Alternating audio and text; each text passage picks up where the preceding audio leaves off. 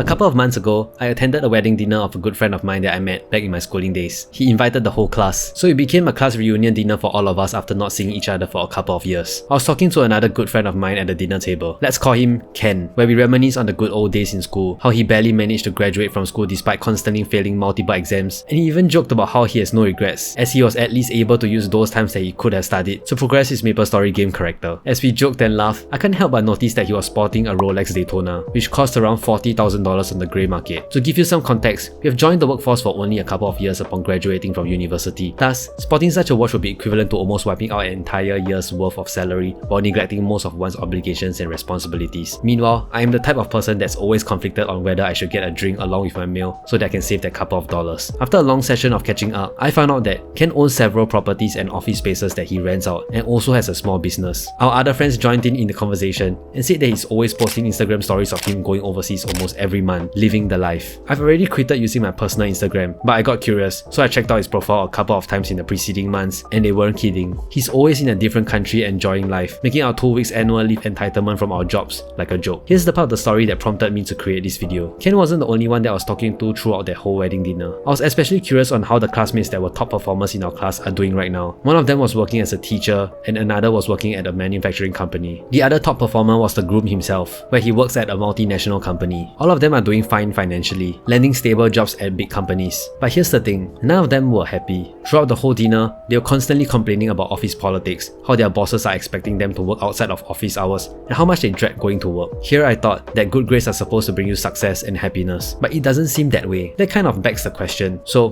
what have all of us been working hard for in school, if at the end of the day, that was the kind of life that awaits us upon graduation? Meanwhile, Ken was just chilling and trying his best to chip into the conversation, but I could tell that he was not able to relate at all, and probably thinking of what his next overseas destination should be instead. If Ken, who has been failing his exams left and right throughout school, was able to succeed to this extent, it kind of invalidates the logic of getting good grades in school. However, that's where I have to draw the line and expand on this. In Ken's case, there are many signs that he has been exhibiting throughout our schooling days that will lead to his eventual success despite his school results. And that sign was through one of the most subtle and overlooked aspects. He's good at games. And I mean really good. I'm not talking about being good at FPS games like Valorant or Dota 2. That game, which I kind of mentioned it before, is MapleStory. To those that don't know much about that game, it's basically a type of massive multiplayer online role-playing game where you go around killing monsters, leveling up your character, upgrading your equipment, and defeat difficult bosses. He wasn't good in the game in the sense that he was the highest leveled character or the one with the highest damage. He was good in earning in-game currencies and even translating that to real-life currencies. He was able to find the gap in the game market, earn money through that, invest it back into his character to defeat difficult bosses that few can defeat at that time, sell the drops that these bosses drop, and earn an astronomical amount of money to eventually become one of the best players I know. That was many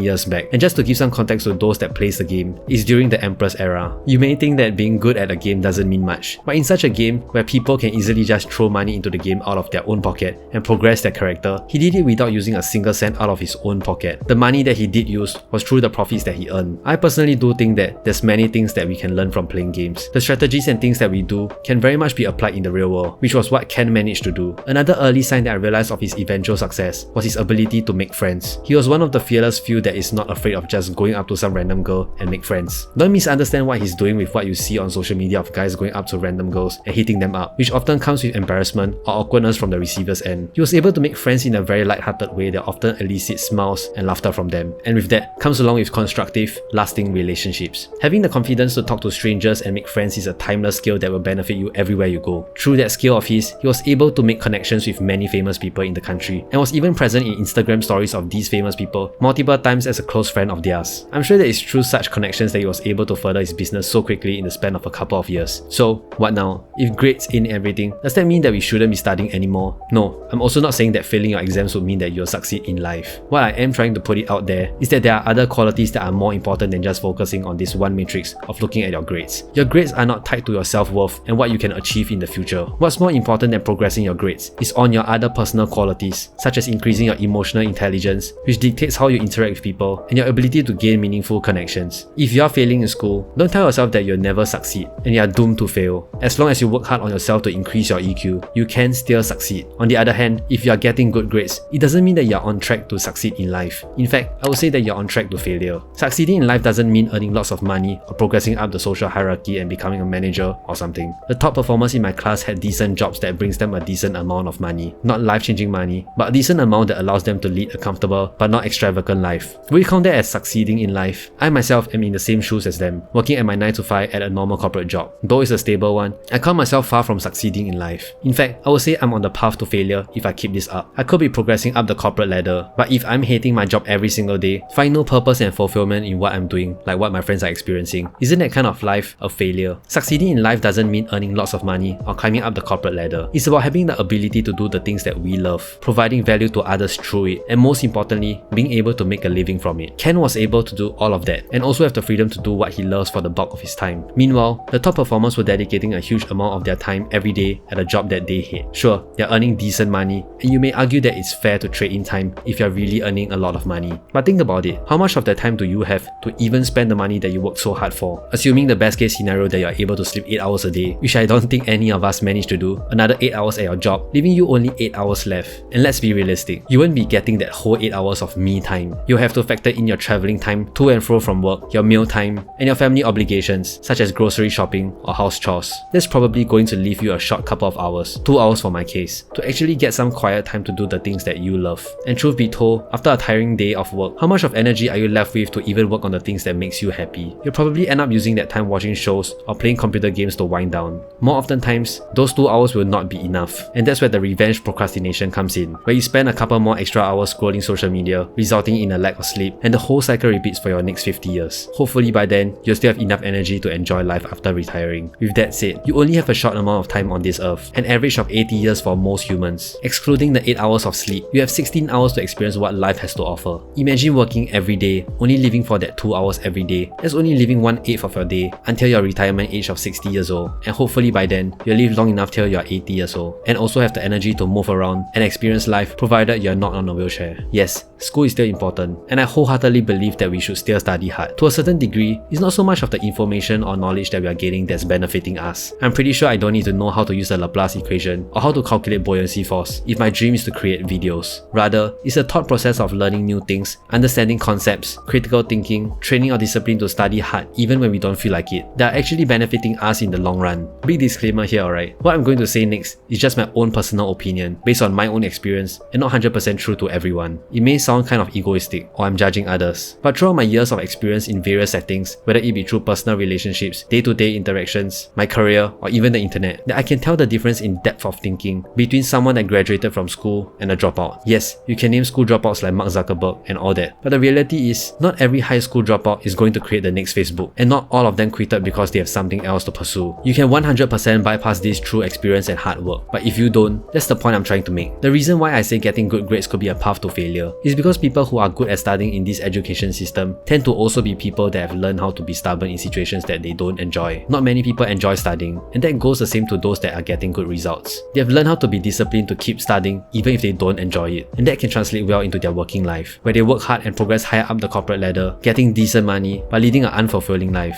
These type of people also tend to be fixated on the idea that getting a normal corporate job and progressing up the ladder is the only way to make a living. Am I just assuming things and picking it out of thin air? Maybe I am, but mostly because I'm that person that I'm talking about. I graduated with good grades, was stubborn in my corporate job that gave me 2 promotions in a single year, but I felt I wasn't living a fulfilling life until I found my passion of helping people, especially struggling new graduates that just entered the workforce through my videos. I'm far from succeeding yet. It's still a work in progress, but hopefully in a couple more years, I'm able to do this for a living and make a real impact on people's lives. If you are failing in school, it's not the end. Continue to study hard and utilize the things that you have learned to work on your goals. If you are getting good grades in school, don't mistaken that it will bring you happiness and success. You already have an edge in terms of how to think critically through all the intensive exams. Use it to find your passion and don't be dead set on thinking that the corporate life is the only way to go. Otherwise, what awaits you is not success, but a life as a zombie.